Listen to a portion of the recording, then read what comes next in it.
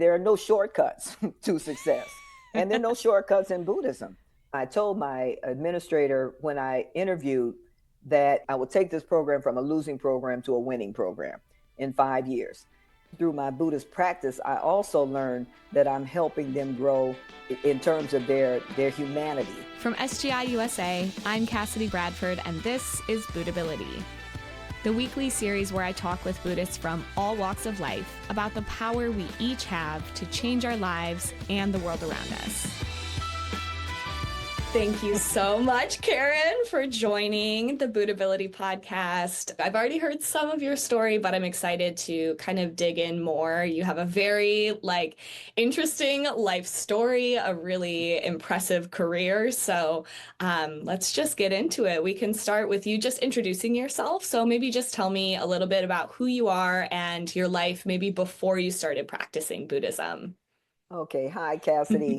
Thank you for having me. Hello, everybody listening to Buddhability. I'm excited to do this. I'm honored to do this, really. Um, my name is Karen Dennis. I've been practicing Buddhism for 52 years. I'm not going to say how old I am ever.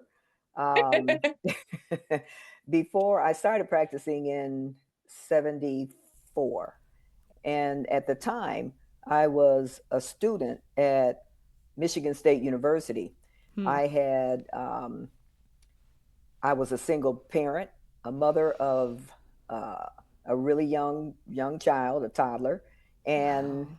I was struggling to complete my degree requirements.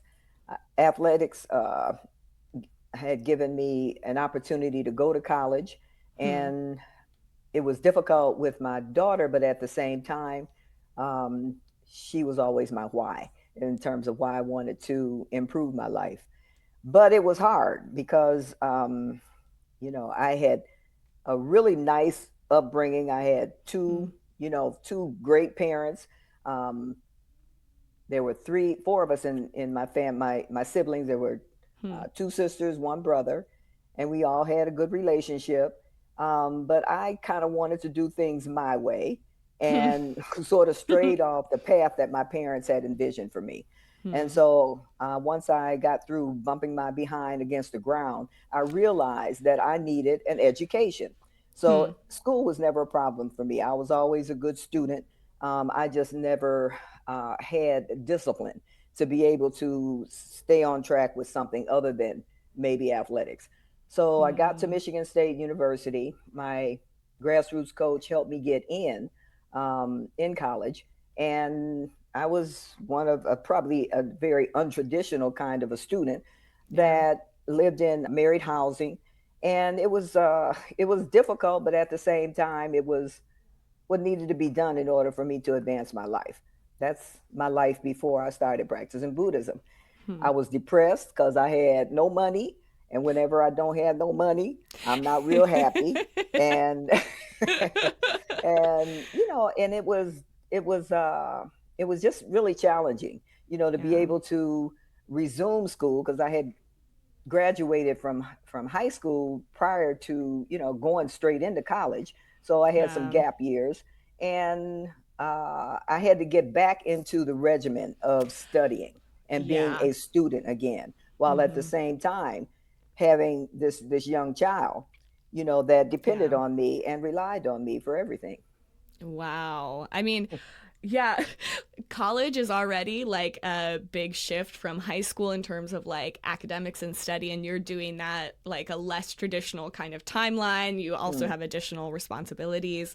And so it's like around that time, right, that you're introduced to Buddhism. And I understand it was your brother that introduced yes, you, right? So yes. tell me that story. Yes, my brother lived in Chicago. He was introduced to Ah. Buddhism from a vibrant Buddhist community in Chicago, Illinois. And he called a family meeting. And I lived in East Lansing, Michigan. He drove in from Chicago. My other two siblings lived in Detroit. And so we met at my parents' home. And when I got to the meeting, got to the house, they were sitting around the dining room table. Only other time we've sat around the dining room table was maybe Thanksgiving or, a special occasion, Christmas or something. And he said, I came in and like, what's going on? He said he had the key to happiness. And I'm like, cool, give it to me. But I really was kind of joking with him, but he was Yeah. very serious. He was not joking about having the key to happiness. And he said it was Mm. Nam Yoho Renge Kyo. And so now I'm really laughing because the word sounded so foreign. And Yeah. I'm like, you had me drive from Lansing. You came all the way from Chicago to tell me these words, Nam Yoho Renge Kyo, was the key to happiness. What is Mm-hmm. this about? Hmm. And so he explained, he just said, look, make a list of 10 things you want to change in your life. Give Hmm. it 30 days, chant 5 minutes in the morning, 5 minutes in the evening, and make it something impossible. Put some things on there that you think are impossible. Hmm. Wonderful. I got at least two or three things that I know are impossible. Yeah. One, I'm broke. Mm-hmm. Two, I'm depressed. Three, I'm flunking statistics. And I'm in college now, and I could not afford to lose my little scholarship, my little Mm-hmm. stipend scholarship, athletic scholarship, because I flunked the class. So I Mm-hmm. told him, okay, I'll say these words, Nam Yoho Renge Kyo, and give it a try. And that's what I did when I went back to Lansing. I started saying the words, but I tell you, I wasn't even really thinking about the things on my list, Yeah. and I remember he said that it'll put you in the right place at the right time for the things that will benefit you. Hmm. So I'm standing at a bus stop, and a fella came up. He said he's waiting for his bus also, and he was so joyful. He said he was going to graduate. Then I was so, I'm like, oh, that's so wonderful. Must I be nice for said, you. yeah, must be nice for you, but I'm flunking statistics. Come to Mm-hmm. find out, he had the same class that I had. And he said, yeah, stats is really hard. And he said, but I've got the workbook, and would you like it? Because I don't need this stuff anymore. And so it was a self-paced class. So it was the kind of class where in the 10-week period of the trimester, you could go in, take the test anytime you wanted to. So I got a tutor from the athletic department, and this gentleman, he came to my house, and I would give him food, anything to keep him there, to help me understand how to apply Hmm. the work in the test format. And this was 2 weeks before finals. So the next week was finals week. I took 10 tests in one day, and I passed the class with a C. And so my instructor said, Miss Dennis, I wish you had shown some interest in stats earlier because you seem to have a natural, ability for it. I'm like, listen, you don't even know. Yeah. And so, but that was it for Hmm. me. Hmm. That was my aha moment. This works. And my coach at the time says, stats turned you into a Buddhist. And I'm like, absolutely. So, you know, 52 years later, I'm still practicing. But that was my initial Wow. my first big benefit from chanting. And then, of course, as I continue to chant, then my energy Hmm. increased, my joy increased, and I just became probably a more pleasant person because I was more energized. I wasn't so Yeah. depressed as much as I was. That's such a like fun story. I mean, of course going through the struggles are not fun, but the like your brother calling the family meeting I is like know. so like what courage for him to be like, "Okay, we're getting together, I need to tell you about this." And then to have the actual proof of like, "Oh wait, okay, this really does, Within that something's time working." frame, the time Yeah. frame, Yeah. and the family meeting was unique because I grew up in a Christian home. My Mm. parents never forced religion on us, and Mhm. I had never joined any particular religion. And Hmm. so, for him to have the courage to bring it home, I thought was, as I look back at it, that was pretty, pretty, pretty incredible. Yeah, Yeah. yeah. I mean, very like I would have a lot of appreciation for, like wow, I got exposed because of, my brother. Um so of course it's interesting that like one of your goals was about like financial and we're going to be talking so much about career today, so those things are definitely tied. Um we're really going to focus in, like you mentioned, athletics earlier, your career in coaching. So, could you just tell me about like how you first became a coach, and was that something that was always a dream of yours, or did it just kind of happen? No, I never dreamed of becoming a coach. My mother used to say, Karen, you should be. I was always in athletics, and Okay. athletics era, Cassidy, was um, very limited. There were Hmm. very sport programs for girls in high school. That's really how I got into track because the only other sport, organized sport, was tennis at my school, Hmm. um, softball. Let me see what else they had. Basketball. I love Hmm. basketball, but I started running track and in parks and recreation, and I won a track meet. It was a state track meet, but I got disqualified from the meet, and I couldn't understand how you can win and lose at the same time. Yeah. And so I went to my dad's car. In the back of the car, I'm crying. This man knocked on the window. His name is Jim Bibbs. He's a legendary coach from Michigan State as well as from the state of Michigan. And he told my father that if he let me join his track club, he would teach me how to run in between the lines. That's why I got disqualified. I ran outside of my lane.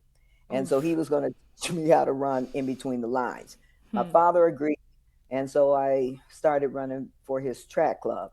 And when he went to Michigan State, he was the first black coach to be hired as Hmm. a head coach at Hmm. Michigan State University. Hmm. And so when I went to Michigan State, he talked me into running. And I decided to go ahead and run. They gave me a little scholarship, had a little money, Hmm. Hmm.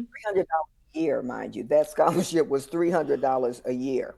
Whew. And so anyway, I won a national championship while I was at Michigan. Wow. And once I graduated, the women's athletic director named Nell Jackson, who was a former Olympian, invited me to work on my master's degree and to be an assistant coach Mm. at Michigan State and help her out. So I did that, and then they combined the athletic programs, the men and the women. They were separate. Hmm. She got booted out. They put a gentleman over both programs, Hmm. and he asked me to stay and help out with the women's program. I didn't want to do it, but Coach Bibbs, who was my grassroots Hmm. coach, he talked me into doing it. And so that's how I got into coaching. I planned on being Wow. an administrator.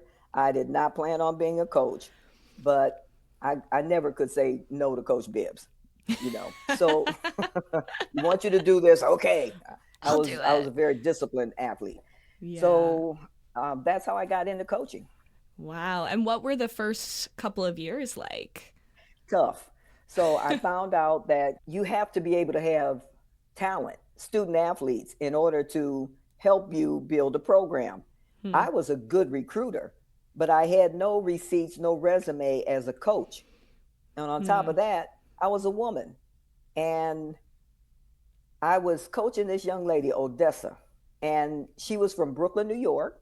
I recruited her, I almost stalked her for 2 years. And I really thought when she graduated, she was just going to come to Michigan State because I had shown so much interest in her. I had recruited her very, very aggressively, and she decided she was going to go to Iowa. And I couldn't understand Iowa. How can you go from Brooklyn, New York to Iowa? Yeah. It was stunning. I'm still stunned by Mm-hmm. her initial decision. Mm-hmm. And I'm like, Odessa, why? I'm probably almost in tears. Why? And she Mm. said, Karen, I've never been coached by a woman. And Hmm. that was it. That was like a smack in my face. And I realized that other women, other young girls needed to see someone that looked like them in order for them to be able to, in order for me to be a good coach. And so Hmm. that's what she decided to come to Michigan State University. Wow. And over the course of her career, She won multiple championships. She did a fantastic job. She was wonderful. And that's Mm. really how I decided to get into coaching. Once Odessa came, another couple came from Brooklyn, and I was able to recruit. Recruiting wasn't that difficult after you have a nucleus of women to build on. Coach Bibbs, through his efforts, um, helped me learn how to coach. I knew how to be an athlete. Now I have to impart the knowledge that I had learned from him to these other young women. That's how I got into coaching. I still always felt like I was going to get out of coaching. I thought it was still temporary, that I would do this for a while and then I go into administration, which is what I was studying. Through the years, I found out that coaching did become a very heavily administration position. So you got it anyway. What did your Buddhist practice look like during those years when you're like trying to build things up and My Buddhist practice taught me that athletics and coaching has a binary relationship, hmm, from the standpoint of processes. There's so many things that you have to that are so similar. They're parallel. One is you have to be disciplined. If you're going to be a good coach or a good athlete, you have to be disciplined and you hmm, have to be consistent. You have to have some goals that you need to start, working on. And then Buddhism hmm, is the same way. hmm, So that was the initial similarity between the two. I look at coaching differently now than when I did as an athlete. As an athlete, I knew I was disciplined. I would go to practice, but there's also a difference between, you have to practice with purpose. And if you don't practice with purpose, then your practice is pointless. And the same thing with Buddhism. You have to practice with intentionality, you have to practice with expectation. And if you don't, then you aren't going to get the rewards, or the benefits that are at the end of that you're trying to achieve. So it has hmm. to be purposeful, otherwise, it's pointless. Yeah, absolutely. So then when you like started feeling like, oh, I'm not going to stay in coaching forever, how did you have that like purpose behind it, even though like at the time you were like, this is just going to be temporary? Because I think sometimes people are like, oh, this is just a pit stop. My goal is actually over here. I'm just going to wait till I can get to the other thing. I think it's because I knew I had other people's children's lives in my, Mm, they trusted me with yeah. their children. And as a parent, that's pretty important, that whomever you leave your kid to babysit or whatever, Mm-hmm. you trust this person to take care of their life. And that's Yeah. how I looked at the students that came to Michigan State and ultimately UNLV and Ohio State, all the students that I've coached. I have Mm-hmm. just been grateful that parents have trusted me enough to leave me their kids in order to help them develop athletically. And of course, Mm-hmm. through my Buddhist practice, I also learned that I'm helping them grow in terms of their humanity. And that's where Buddhism, I think, really helped me as a coach, because I knew that we were communicating heart to heart, life to life. It wasn't just about, you being able to run fast or jump far or high or throw. It was about you becoming the best that you can be. It's a heart to heart dialogue, and it's win or lose. And in athletics, it's that simple. You're Mm-hmm. winning or you're losing. And so that's something that I could relate very strongly with.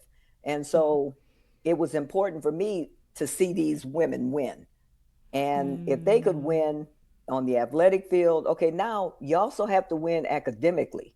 You have to win in Yeah. your chosen profession when you graduate. And that's what it was all about for me, just watching students who perhaps had never had parents or anybody in their family go to college.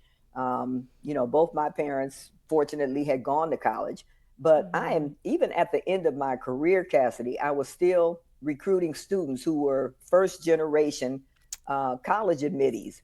So it wasn't just their athletic potential; it was their life potential. Hmm. President Ikeda used to talk about how important youth are in terms Hmm. of they're the future, and so I took that very seriously, knowing that Yeah. these young people may be the doctor that is either going to help my life or Hmm. or help other people's lives. They're going to be, the politicians who are going to deal with policy. They're going to be the lawyers.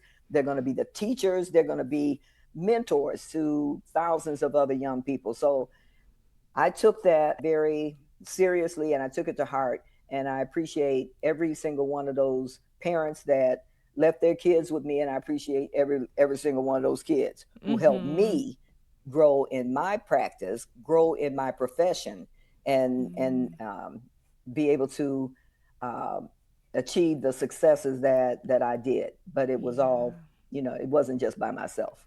Yeah. Wow. Listening to, I was thinking like, hearing you talk about the students, not only like the life to life, but thinking about like, yeah, who they are as an entire human being. Like, No yes, as question. a student, but into the future, it's like, yeah, it's so grounded in like Buddhism, right? Like, that's how we're always thinking about each other, whichever, like, arena our life is in.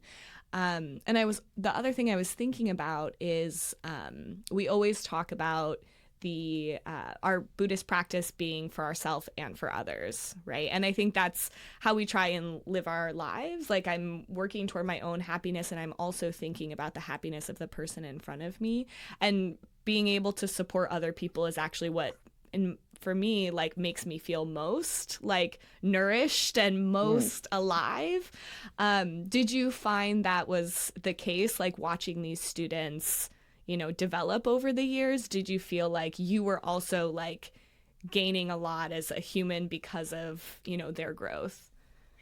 Yes, absolutely, Cassidy. We realize and we're taught in through SGI that we're one with our environment. Yeah. We're part of our environment, and we're one and the same. When we change our environment. And so, if I've got a group of women or men, whatever my team is around me, or even my staff, if we are harmonious in our expectations, our execution, and our goals, then we work well together, and our students are the beneficiaries of a joyful and successful community. And that's Mm. what Buddhism has been about. So it's Hmm. like when there's chaos in my environment, then I got to go straight to the mirror. Yep. Okay, Karen, what's going on with you? What are you not doing in your practice? Mm. There are no shortcuts to success, and there are no shortcuts in Buddhism. Yeah. So it's like, okay, that 5 minutes you chanted this morning, that is definitely not enough. Mm-hmm. So, or if I'm really if my environment is really extremely chaotic, then Mm. I can chant an hour, and that Mm. only takes the edge off of what's Mm-hmm. going on. And then I know that I have to chant more, and I have to be more focused in what I'm doing. And so Mm. that's where Buddhism has always helped me with my teams, because Hmm. if they're not successful, I'm not successful. Yeah. And again, in the sport community, it's win or lose. If you're Yeah. not winning, you're gonna lose your job. And I like to Mm. eat. Okay. I like to shop. But more importantly, I like seeing the smiles on these young people's faces, Yeah. when they have achieved something that they thought was unachievable, when they Mm. have accomplished goals that they didn't think were reachable. And Yeah. that's what it's all about. That's why we practice Buddhism, in order Yeah. to surmount those insurmountable uh, goals. And when their goals are reached, then I have to up my game. I have to. That's what it's I Yeah. have to be more progressive. I have to be more I have to be better in order to Yeah. help them get better. Yeah. Well, I mean, speaking of upping your game, you moved to Ohio State later on. From what I understand, a team that was maybe not doing so hot at the time when Mm. you moved over there. So can you tell me like why you made the move, what the state of the team was like, and like how you moved forward through that?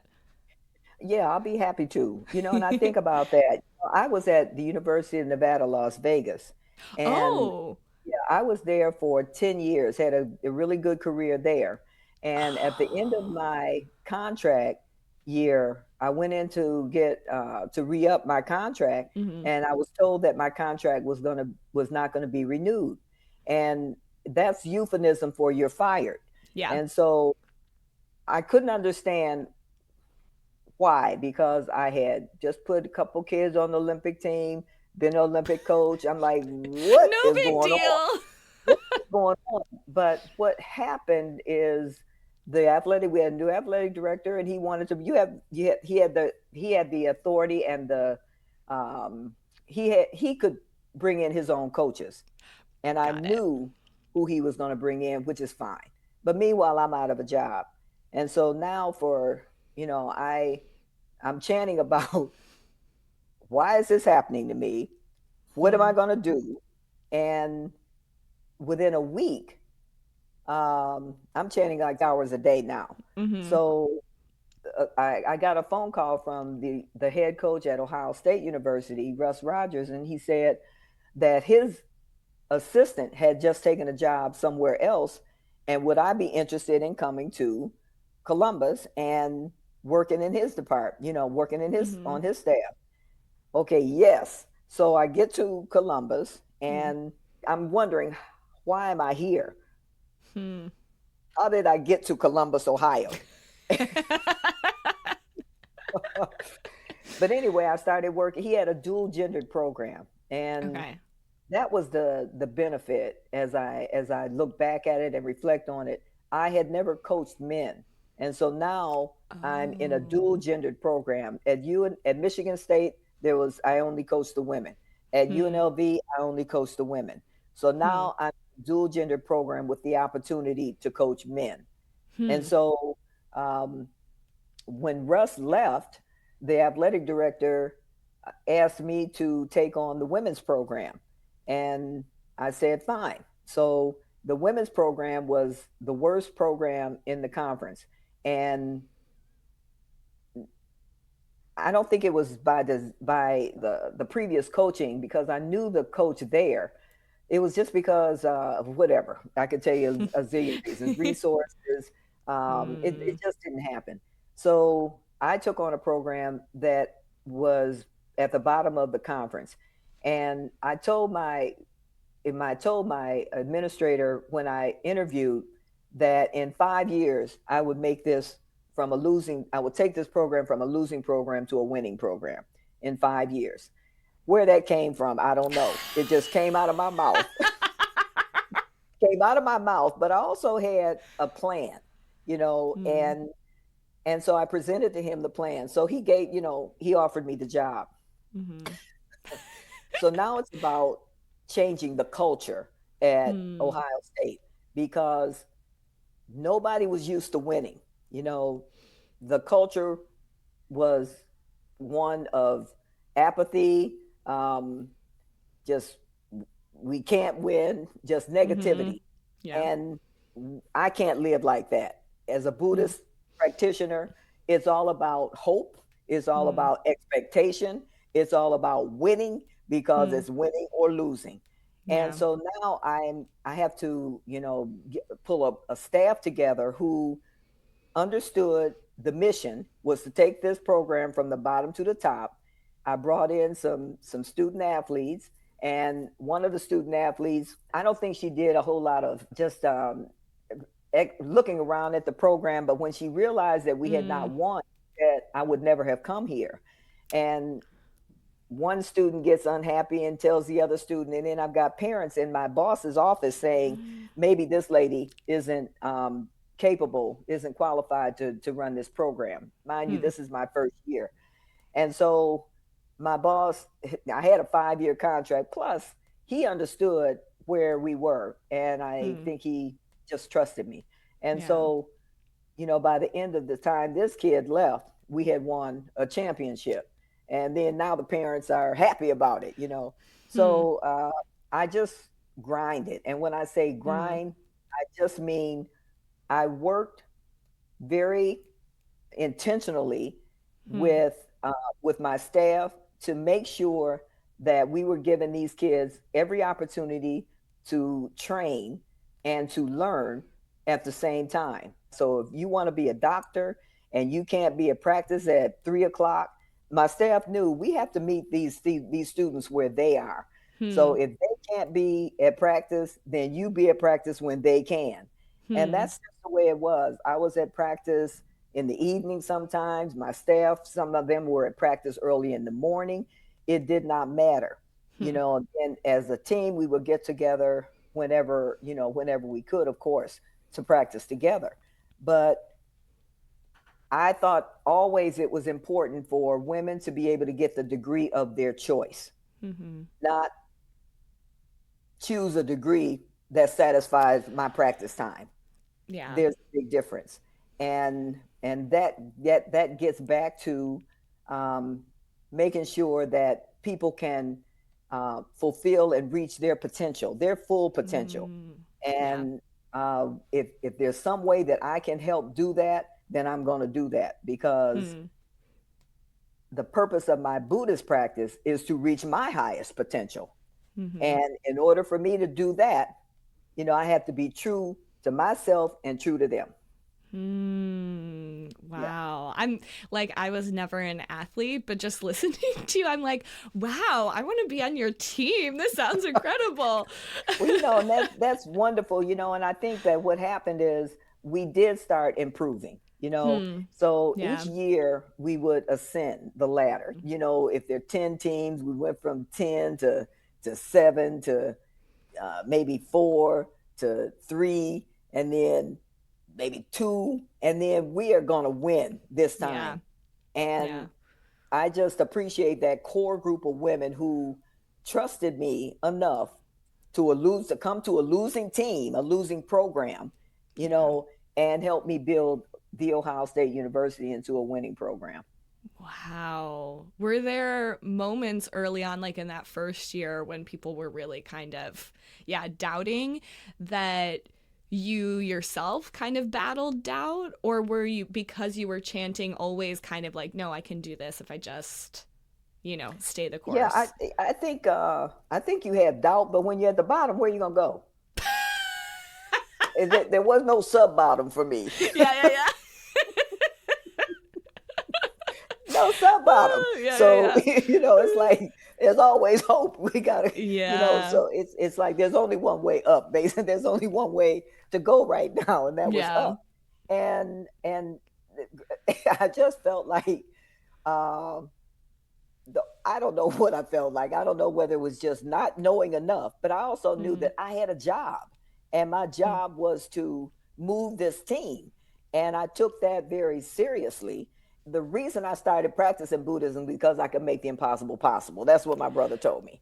And Yeah. so that's sort of that spirit has permeated throughout my life. You Yeah. know, whatever it is that seems insurmountable, impossible, there's nothing that Daimoku cannot change. And Daimoku is what we say, Nam Yoho Renge Kyo. And so that's what I just, rested on every day. Every morning, I would practice my Buddhist practice of chanting. And I kind of related that to what the kids go through athletically. They have to practice. I have to practice, and they have to do strength training. And so my understanding the correlation with Buddhism and study, that's the heavy lifting in our practice. If we as Buddhists practice chanting Nam Myoho Renge Kyo, study, then that's the heavy lift, and that's what fortifies us. That's what gives us our spiritual foundation. And uh, so that's kind of how I always approached every day. I didn't have time to lament, oh, woe is me, or what am I going to do? My job, and I think I also took it personally because I was in a male dominated profession and I am competitive. And people tell me, they'll say that you can't, women should not be doing this, and, President Ikeda, would say for yourself, you work you work hard for yourself on your job. You work three times as hard. And I Mm, say, as a minority and a mm, minority woman, then you work 10 times as hard. And mm-hmm. so that's what I did. I worked hard and I expected my staff to work hard. But at Yeah. the same time, we also knew that we had nothing to lose and we enjoyed what we did. And I think that's important, Yeah. to love your job, to, Mm, go to work every day, just happy to be able to see these kids. And, if they weren't smiling, then I'll give them a smile and then they would smile. I mean, because mm-hmm. going to school is not easy. Yeah. It's kind of tough. And that's what, our lives did for them. We poured our lives into them, and as a Mm. result, they gave us everything they could in the athletic field. Yeah, I always think about like if I'm not challenging myself, how can I possibly encourage other people? It's Mm, not encouraging to see somebody who's just kind of like, passively going through life. But when you see somebody that like they might still like not have broken through whatever the thing is, but you see that like their life force is like fighting hard, they're determined, they're not going to give up. And so I feel like yeah, anytime I'm like I need to encourage someone in my life, I have to look at myself first. Like, am mm, I really, doing the hard work? How can I expect somebody to think it's possible if they don't see other people doing it? So even though of course like you guys weren't the, athletes in that sense, like I'm sure they all saw, right? You're fighting in your own paths, right? As coaches, as staff. And like you said, they meet you halfway. I think that's so incredible, and it really shows like the power of someone's life. When you're fighting to win in whatever arena of your life, you can encourage people so much just through that. Um, I'm also thinking about like, you eventually became the director, right, of both the men's and women's track and field mhm. teams. And you mentioned being, a woman in this field, being Black. Like, what was that transition like? Was it, I'm assuming it was maybe a little bit challenging, a little rocky? It was, because the three best men on the team decided to transfer, and Wow. and they transferred because they had never been coached by a woman. But the other men on the team that stayed, the men had not won a championship in 25 years. And they had been watching the women win Yep. championships. Mm-hmm. So they were like, well, maybe this lady There can might help be us. something there. Yeah. Maybe she can help us out. And I didn't have any hard feelings for the three guys that wanted to leave. Yeah. I understood it. I wished them well and thought to myself, okay, when we meet, I will kick your behinds. Our team is going to kick your behinds. But anyway, Yep. so but the other men, they embraced the challenge. And Hmm. I don't even think it was a challenge. They wanted to be good, they wanted to win. you Yeah, of know course. and President Kato would talk about how smiles are so exhilarating. They're so Hmm. joyful. And they had watched the women win championships. And when you win the championship, you're running around the track, with your banner, and everybody's happy. So that's the women's team. But the men were sitting there watching, Hmm. and I wanted to see the men win Hmm. because they had not done it in 25 years. And so then there I am again with my staff, and I had the ability to hire additional staff once you got a Hmm. combined program. And I hired a group of people. There were a group of people who were hungry. They wanted to win as well. Hmm. And I had always hoped that all of the coaches who worked with me would someday become their own head coach. And so Hmm. with our men's team, we just went to work, back to work. We Yeah. grinding again, Yep. and they worked harder probably than they had worked before. Um, they knew what our goals were. Hmm. They knew that this staff could could produce winners. The first time they won, the men had won and the women hadn't at that time. And it was wonderful to watch the men become Big Ten champions for the first time in 25 years. And Wow. it was joyful for everybody. The girls were happy. The guys, the girls were happy. Yeah. Yay, the men win. And the guys could win. But my dream was to really make history. And it wasn't about making history, it was about having the men and the women win a Big Ten championship together. It had been done, but they had two different coaches, maybe a men's coach and a women's coach. But I don't think it had ever been done where one coach who coached both genders won both championships. And that's what happened in 2022.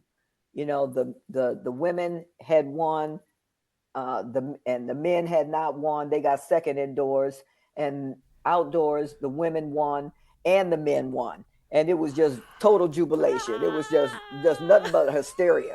I was so exhausted. I just sat under a tree and just watched those kids celebrate. I got in a chair, sat under a tree, and watched the kids celebrate, and it was just heartwarming. It was dream come true, and Wow. that's what it was all about. I just Buddhism is winning and losing, and I needed for that to happen for me to Yeah. see this personal goal Yeah. that was a professional goal come to fruition. Yep, Hmm. it was And good. was that your final season? That was my final season. Wow, what a way to That was like my finish. boom, both the times. Yeah. To everybody that doubted me, thank you.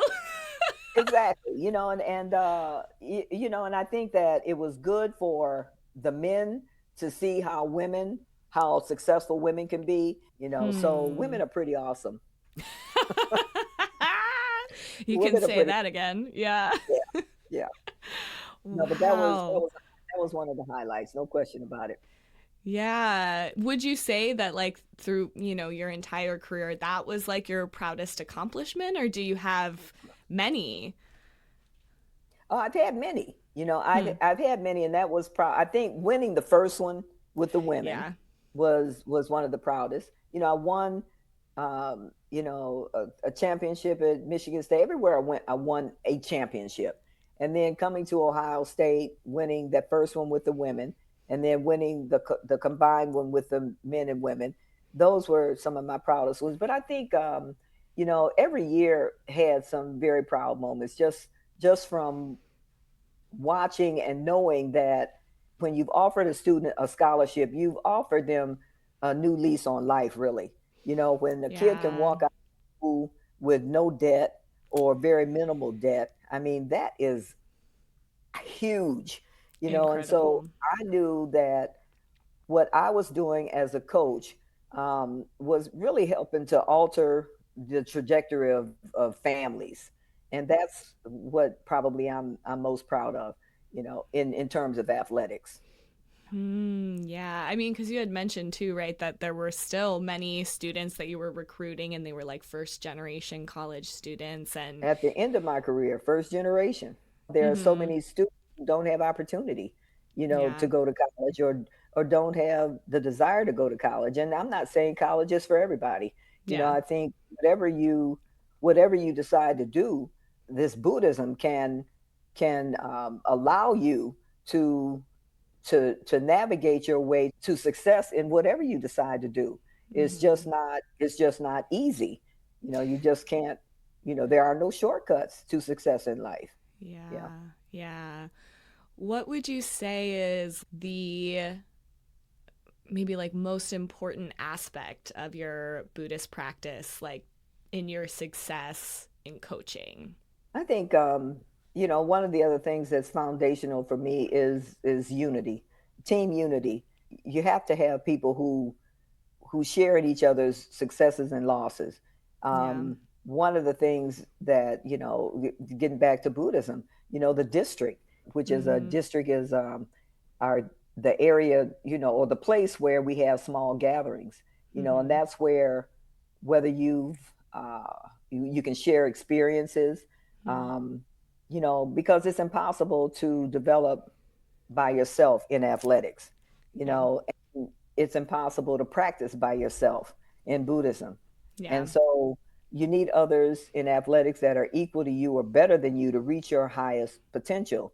And you Hmm. need like minded people to win in athletics. And so we win together in athletics. That whole team, Hmm. like together each achieves more. And Buddhism is similar in the terms of when you attend district meetings. This is where our practice is shared with others, and a place where we can grow, Yeah. together, while doing our human revolution, which is the transformation that we Hmm. that we aspire to do with our lives. We want to transform our lives from whatever point we're at to its highest and most joyful potential, and that's what the district is for me. And Yeah. so that's where we revitalize and energize Yeah. our lives with others, and then take that energy, and that strength and that knowledge back out into our professions and into our Hmm. families. Yeah, Hmm.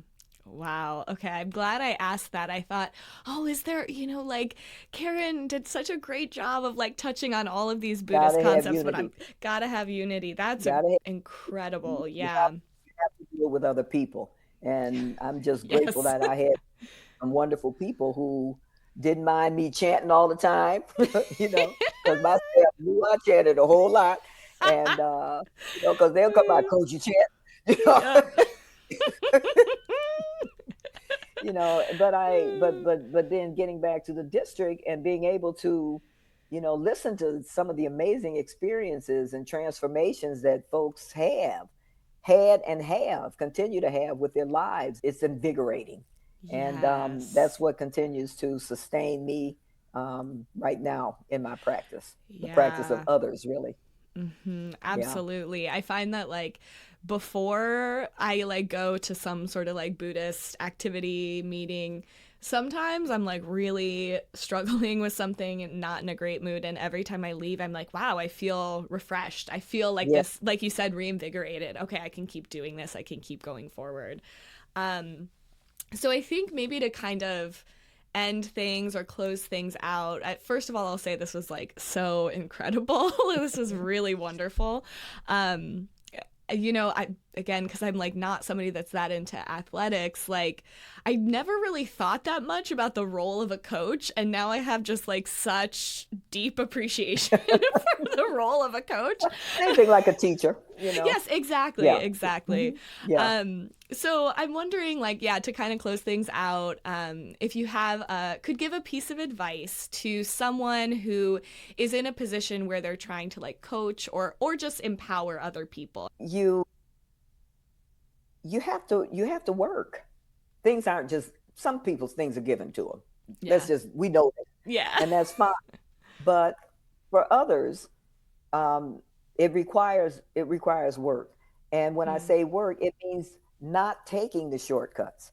Like in you can't, if you got to study, then if you can't just wait till the hour before class to start studying. You have Mm-hmm. to be intentional, about your actions as well as your Hmm. life. You have to work hard, and you also have to have purpose. You have to know your why. Like I'll Hmm. say, in the beginning, I said that my daughter, my family was my why.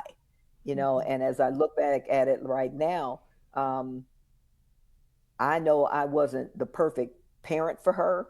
I Hmm. know that I made a lot of mistakes, but at the same time, through my practice and through her just being amazing, she's this outstanding businesswoman, Hmm. professional entrepreneur and psychologist, psychoanalyst. She did Wow. all that despite me, and so I say to other people, you have to have your why are you Yeah. doing this? Is if it's for money, that's fine, then Hmm. do it. But also know that it's important to be happy with what you're doing. Hmm. And when you do it with a sense of purpose, you know your why, you got your purpose, and you don't mind working hard. Getting into athletics is not easy. And a lot of people figure since they were athletes themselves, then maybe they can be a good coach. It's not, that's not that simple. Use your passion, to Hmm. gain experience and then learn. Don't think you know everything, because at the end of my career, there's still so much I don't know. Mm-hmm. But be intentional, be purposeful, and be honest. Have integrity, and make sure that you're doing the right thing all the time. Because when you do one wrong thing, that may be the one wrong thing that keeps you from achieving whatever it is you want to accomplish. And if you're a Buddhist, don't miss Gongyo. Yep. Be glad to go to the study meetings. Mm-hmm. And because that's a supplemental practice, Yeah. just to study and to be able to go to activities and just bounce yourself off other people. Yeah. That's the other beautiful thing about Buddhism. There's so much diversity, and Mm-hmm. I think that with athletics, you get the same thing. What I really enjoyed is that I'd have kids from urban communities, urban communities, rural communities, where maybe Mm. they had never seen a minority, or Wow. a minority who had never seen a white person, Mm-hmm. and then we get on into this team. That's what I'm talking about with team. Yeah. And you realize we've got a whole lot more in common than than we don't, Mm. and I just think it's a great way to get to know other people, to understand other people, appreciate other people, as well as understand our common and shared humanity. So Mm. that's what I've enjoyed most about being in athletics Mm. and being a Buddhist. They're parallel processes. Yeah.